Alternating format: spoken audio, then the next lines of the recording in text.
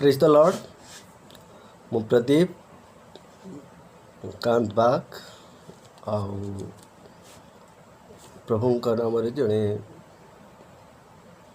सेवक जड़े युवा आज आपण निमंते गोटे वीडियो प्रस्तुत करने को जाऊँगी जहाँकि एक धनी युवा कि प्रकार भाव से ईश्वर राज्य वंचित है से विषय वीडियो तैयारी करा एथि निमंते आम पाइबा को पारिबा बाइबल रू किसी अंश पढ़ा ताकि आपण मैंने पाइबा को पारिबे मार्क लिखित सुसमाचार तार 10 पर्व 17 ରୁ 23 पर्यंत एठारे एहीपरि लिखा जाए। से पुनर्बार यात्रा करने समय जड़े दौड़ी आसी ताहांक छामुरे जानुपाती ताहांको पचारिला, हे सद्गुरु, अनंत जीवनर अधिकारी हेबा निमंते मु कौन करिबी? सेथिरे जीसु ताहांको कहिले, मते सद बोली काहेकि कहुअछ? कारण ताहांक बिना जनक बिना अर्थात ईश्वरंक बिना केही सद नाही। आज्ञागुणिक तो तुमे जान, नरहत्या कर नाही, मिथ्या साक्ष्य दियो नाही, चोरी कर नाही, प्रवंचना कर नाही, आपणा पितामाता को समादर कर। से ताहांको कहिले, हे गुरु, एही समस्त मो यौवन कालरू पालन करी आसीअछि। जीशु ताहांक प्रति एक दृष्टि चाहे ताहांको प्रेम कले ओ तहिरे ओ कहिले, तुम्भर गोटे विषय उणा अछि, तुम्हें जाई आपणार समस्त विक्रय करी दरिद्र मानक दान कर, कारण तुम्हें स्वर्ग रे ताहा पाइब, पुणी आसी मोहर अनुगमन कर। किंतु एही कथारे तांक मुख मलिन होई गला ओ से दुखित होई चाली गले, कारण तांकर प्रचुर संपत्ति थिला। सेथिरे जीशु चतुर्दिग दृष्टिपात करी अपना शिष्य मानकु कहिबाकु लागिले, जो मानकर धन अछि से माने केते कष्ट रे ईश्वरंकर राज्य रे प्रवेश करिवे। प्रभु ए पठित वाक्य उपरे हम समस्त को आशीर्वाद करंतु। प्रिय भाई भौणी, जो माने आज ये वीडियो रो अंश विशेष होती समस्त को मोर आंतरिकता धन्यवाद। तो संगे संगे सदा प्रभु परमेश्वर को विशेष धन्यवाद देउछि कि जे प्रभु यही विशेष सुजोग मत देई अछंती तांकर वाक्य विषय रे गोटे वीडियो तैयारी करिबा पई। तेणु करी मो पिता परमेश्वर को विशेष धन्यवाद दे। और आज जो वाक्य आम पठन करियछु एक विशेष वाक्य, आज एक जुगांतकारी वाक्य, एक निगूढ़ वाक्य आम निमंते रही अछि। जदि आम वाक्यर ठीक भाव को बुझा, आज दुनिया रे समस्त निमंते यह वाक्य अति निहाती आवश्यक अटे। एथिरे देखंतु गोटे युवा जे कि अनंत जीवनर अधिकारी हेबा निमंते चेष्टा करुथिला, से समस्त प्रकार चेष्टा करुथिला। और ठीक सही समय रे से जीशुंक सहित कथोपकथन कहिछि और जीशुंकर उत्तर पाइला परे तार प्रतिक्रिया कौन होइछि। बंधुगण, यही जो घटना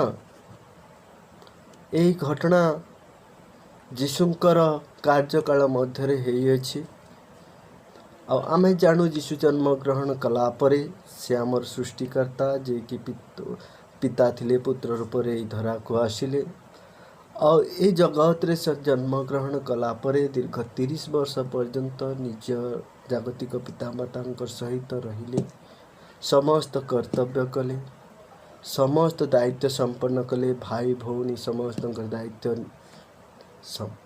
पूर्ण कले।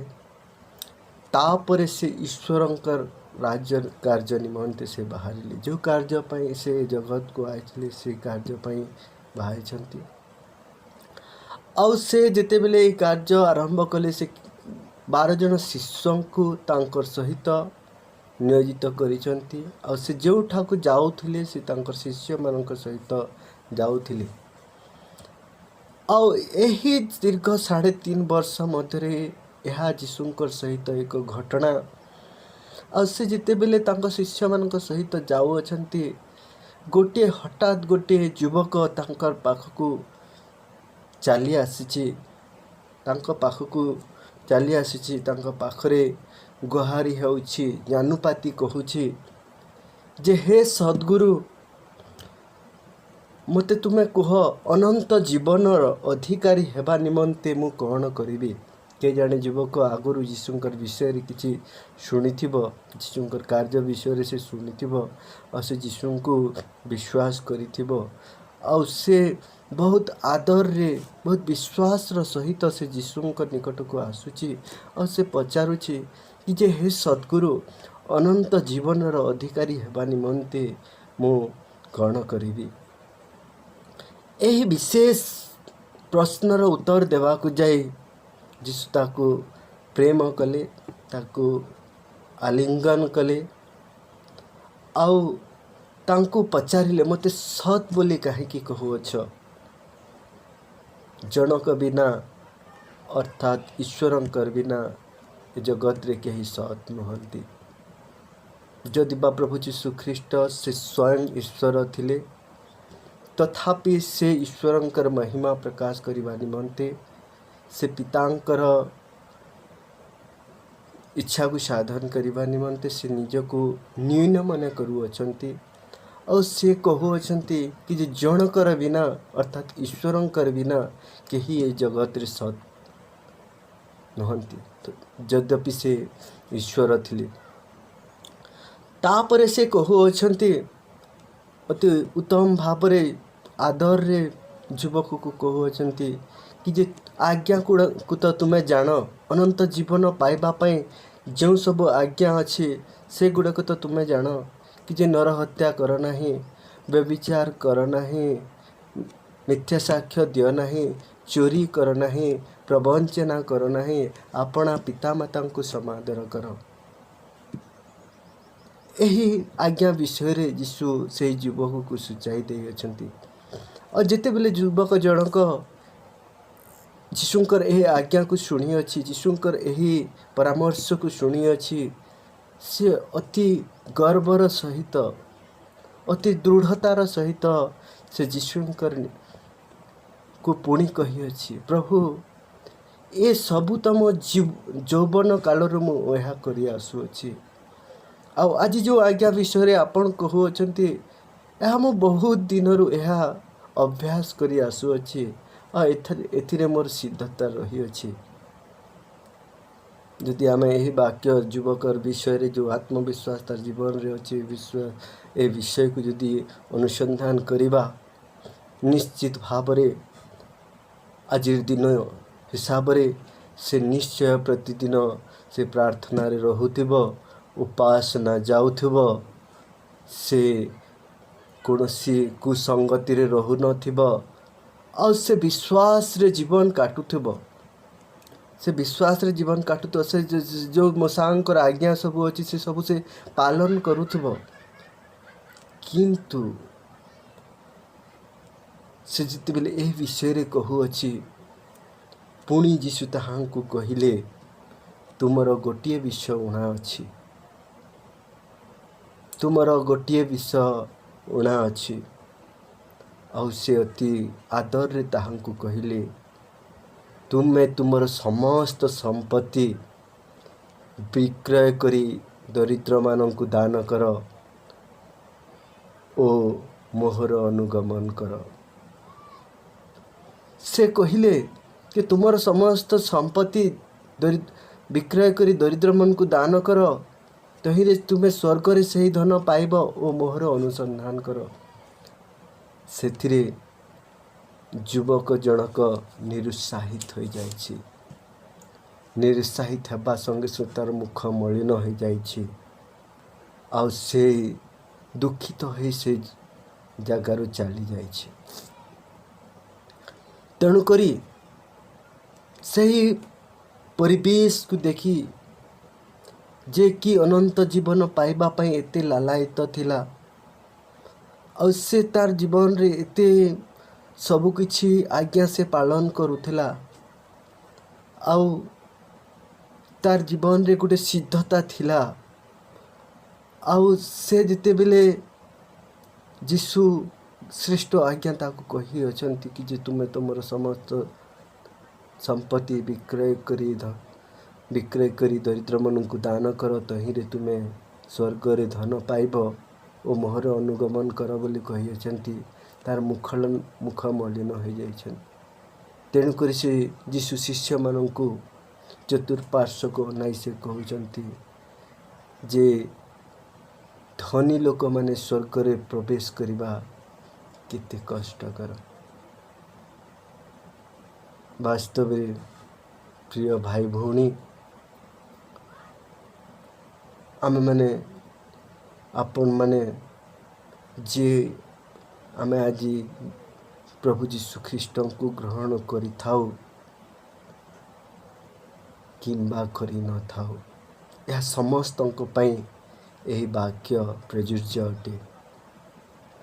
କାରଣ ଅନେକ ବିଜାତୀୟମାନେ ମଧ୍ୟ ସେମାନେ ଅନନ୍ତ ଜୀବନର ଅଧିକାରୀ ହେବା ନିମନ୍ତେ ସେମାନେ ବିଭିନ୍ନ ପ୍ରକାର ପ୍ରୟାସ କରିଥାନ୍ତି। ସେମାନେ ବିଭିନ୍ନ ତୀର୍ଥଧାମକୁ ଯାଇଥାନ୍ତି, ବିଭିନ୍ନ ପ୍ରକାର ସ୍ନାନ କରିବାକୁ ଯାଇଥାନ୍ତି, ବିଭିନ୍ନ ପ୍ରକାର ସେମାନେ ସେବା ପ୍ରାର୍ଥନା କରିଥାନ୍ତି। କିନ୍ତୁ ସେମାନେ କ'ଣ ଅନନ୍ତ ଜୀବନ ପାଇବା ପାଇଁ ତାଙ୍କ ଯୋଗ୍ୟ ବିବେଚିତ କି? ଠିକ୍ ସେହିପରି ଆମେ ଖ୍ରୀଷ୍ଟିଆନ ହିସାବରେ ଆମେ ଯେତେବେଳେ ପ୍ରଭୁ ଯୀଶୁ ଖ୍ରୀଷ୍ଟଙ୍କୁ ଆମେ ଗ୍ରହଣ କରୁଅଛୁ, କିଏ 30 ବର୍ଷ, 40 ବର୍ଷ, 50 ବର୍ଷ, 60 ବର୍ଷ, 70 ବର୍ଷ ପର୍ଯ୍ୟନ୍ତ ଆମେ ଈଶ୍ୱରଙ୍କ ଠାରେ ଲାଗି ରହିଅଛୁ। ଆମେ କହୁଅଛୁ ଆମେ ଖ୍ରୀଷ୍ଟିଆନ, ଆମେ ପ୍ରଭୁ ଯୀଶୁ ଖ୍ରୀଷ୍ଟଙ୍କୁ ବିଶ୍ୱାସ କରୁ, ଆମେ ଅନନ୍ତ ଜୀବନକୁ ବିଶ୍ୱାସ କରୁ, ଆମେ ପ୍ରଭୁଙ୍କର ଆଜ୍ଞା ସବୁକୁ ପାଳନ କରୁ। କିନ୍ତୁ ଏଠାରେ ଆଜି ଆମକୁ ସମୀକ୍ଷା କରିବାକୁ ଅଛି ଯେ କ'ଣ ଆଜି ଆମେ ଅନନ୍ତ ଜୀବନ ପାଇବା ପାଇଁ ଯୋଗ୍ୟ ବିବେଚିତ କି? ସେଦିନ ଧନୀ ଯୁବା ତାର ଧନ ସମ୍ପତ୍ତି ହେତୁ ସେ ଅନନ୍ତ ଜୀବନର ଅଧିକାର ହେବା ଠାରୁ ସେ ବିଚ୍ୟୁତ ହୋଇଥିଲା। ସେ ଅନନ୍ତ ଜୀବନ ପାଇବାର ଅଧିକାର ସେ ହରାଇଥିଲା। ଆଜି ଆମର ଜୀବନରେ ଆମେ ପରୀକ୍ଷା କରିବା କି ପ୍ରକାର ଭାବରେ ଆମେ ଆଜି ଅନନ୍ତ ଜୀବନରୁ ଆମେ ଉଣା ପଡ଼ୁଅଛୁ କି? ଏହାର ମୋର ବିଶ୍ୱାସ ଯେ ଆମେମାନେ ନିୟମିତ ଭାବରେ ପ୍ରାର୍ଥନା କରୁଅଛୁ, ନିୟମିତ ଭାବରେ ବାକ୍ୟ ପଢ଼ୁଅଛୁ, ନିୟମିତ ଭାବରେ ଚର୍ଚ୍ଚକୁ ଯାଉଅଛୁ, ଆମେ କାହାକୁ ମିଛ କହୁନାହୁଁ, କିନ୍ତୁ ଆମେ ବ୍ୟଭିଚାର କାର୍ଯ୍ୟ କରୁଅଛୁ କି? ଆମେ କୌଣସି ନରହତ୍ୟା କରିନାହୁଁ, କିନ୍ତୁ ଆମେ କାହାର ପ୍ରବଞ୍ଚନା କରୁଅଛୁ କି? ଆମେ ହୁଏତ କାହାକୁ ଠକି ନାହୁଁ, କିନ୍ତୁ କାହାର ଉନ୍ନତି ପାଇଁ ଆମେ ଦେଖିପାରୁନାହୁଁ। କେତେବେଳେ ଆମେ ଈଶ୍ୱରଙ୍କର ପାଇବା ଧନକୁ ଚୋରାଉଅଛୁ, ଯାହାକି ଦଶମାଂଶ ହିସାବରେ ଥାଏ। ତେଣୁକରି ଏବେ ସେଦିନ ଧନୀ ଯୁବା ଯେପରି ତାର ଧନ ସମ୍ପତ୍ତି ପାଇଁ ସେ ଅନନ୍ତ ଜୀବନର ଅଧିକାରରୁ ବିଚ୍ୟୁତ ହେଲା, ଆଜି ନିଜକୁ ସମୀକ୍ଷା କରିବା, ନିଜକୁ ପଚାରିବା କି ଯେ ନିଜ ନାମ ଧରି ପଚାରିବା କି ଯେ ମୁଁ ଆଜି ଅନନ୍ତ ଜୀବନ ପାଇବା ପାଇଁ କେଉଁ ସବୁ ବିଷୟ ମୋର ଯୋଗ୍ୟତା ଅଛି, ଆଉ ମୁଁ କେଉଁ ସବୁ ଗୁଣରେ ଉଣା ପଡ଼ୁଅଛି। ଠିକ୍ ସେହିପରି ଏଟା ତ ଜଣେ ଯୁବା ଯୀଶୁ ଆଉ ଥରେ ଲୋକଲିଖିତରେ ଲେଖାଯାଏ ଯେ ଯୀଶୁ ଆଉ ଥରେ ସେ ଶିଷ୍ୟମାନଙ୍କ ସହିତ ଯାଉଅଛନ୍ତି। ଆଉ ଠିକ୍ ସେହି ସମୟରେ ଜଣେ ଅଧ୍ୟକ୍ଷ, ଯାହାକୁ ଡିରେକ୍ଟର ବୋଲି କୁହାଯାଏ, ଯାହାର ସମ୍ମାନ ଥିଲା, ପଇସା ଥିଲା, ସେ ମଧ୍ୟ ପ୍ରଚୁର ଧନ ସମ୍ପତ୍ତି ତାଙ୍କର ଥିଲା, ଆଉ ସମାଜରେ ତାଙ୍କର ଆଧିପତ୍ୟ ଥିଲା।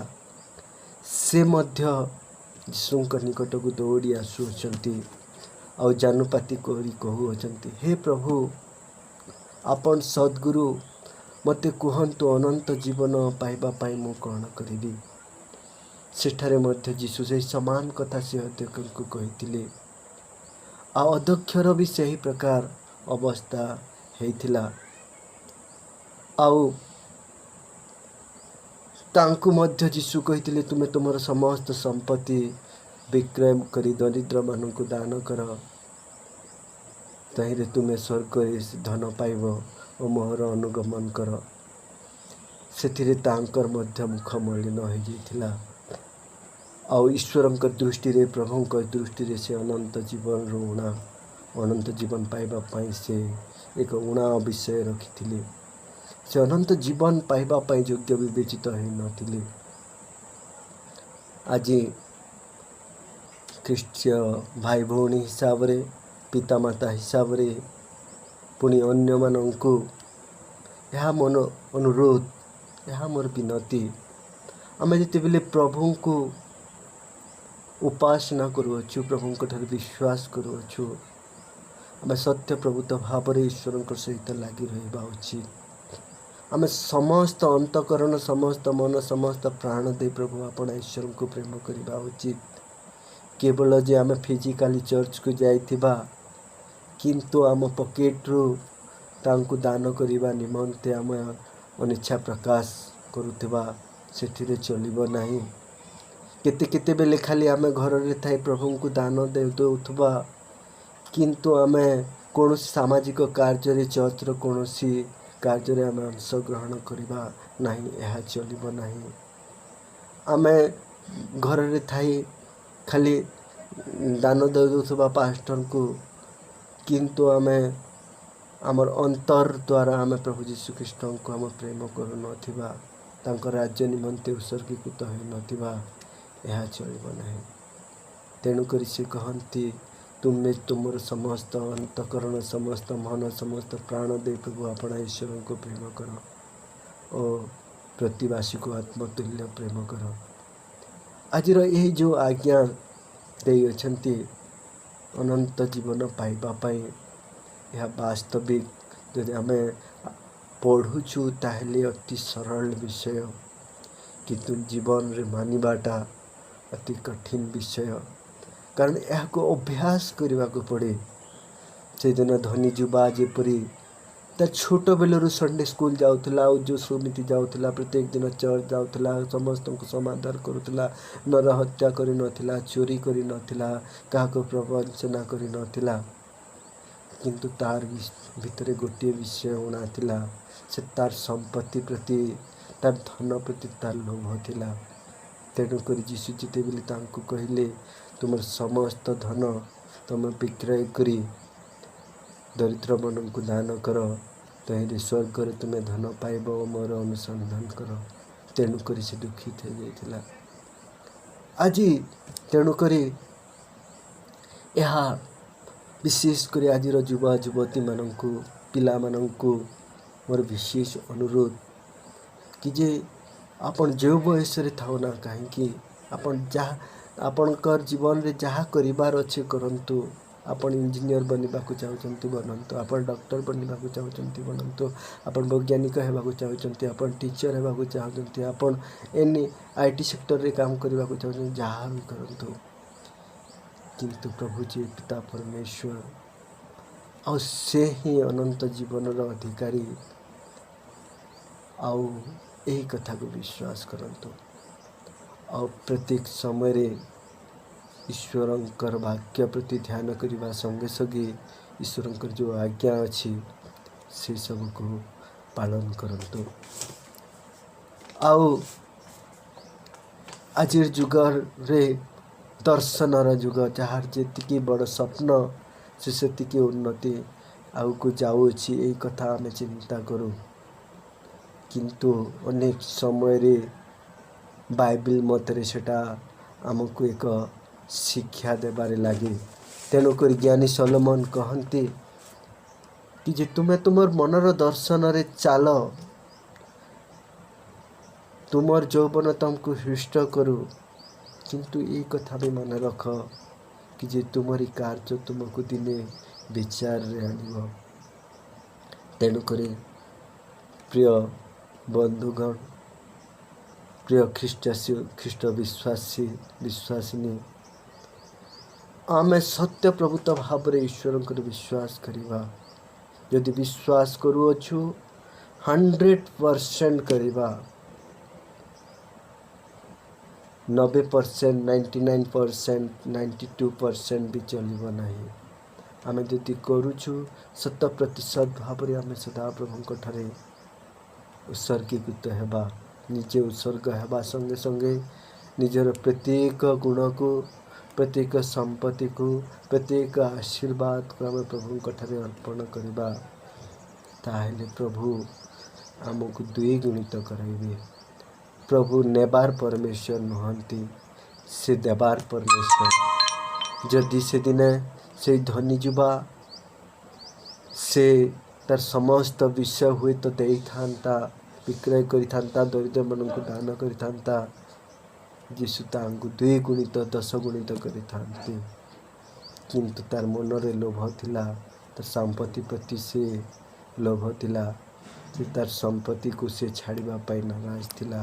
तेणुक से अनंत जीवन पाइबा निमंते बिच्यु थिला। से अनंत जीवन अधिकारी हो पारला नहीं। जदि बा तार जीवन रे अन्य आग्रह थिला, अनेक उत्तम उत्तम विषय से जीवन रे अभ्यास करथिला, ता पिता माता को मध्य समादर करुथिला, नर हत्या करि नथिला, चोरी करि नथिला, मिथ्या साक्ष्य दे नथिला, काको प्रवंचना करि नथिला, सब उत्तम उत्तम विषय से करिथिला, किंतु गोटे विषय रे से उणा पड़थिला, जहाँकि ताको अनंत जीवन पाइबा निमंते अयोग्य कला। तेणुक प्रिय, आज आम पुणी थरे समीक्षा करूँ, मु कि मोर को आचरण द्वारा, मो को अभ्यास द्वारा अनंत जीवन रोना पड़ुअछि। जदि मोर से प्रकार किसी अभ्यास रही अच्छी, ताहेले आज प्रतिश्रुति करूँ निजको निजे कि मो ताहा वर्जन करिबे, नचेत मो अनंत जीवन रो पाइबा पाई मो योग्य हेबे। प्रभु ये छोट आलोचना उपरे आम समस्त को आशीर्वाद करंतु। आमेन।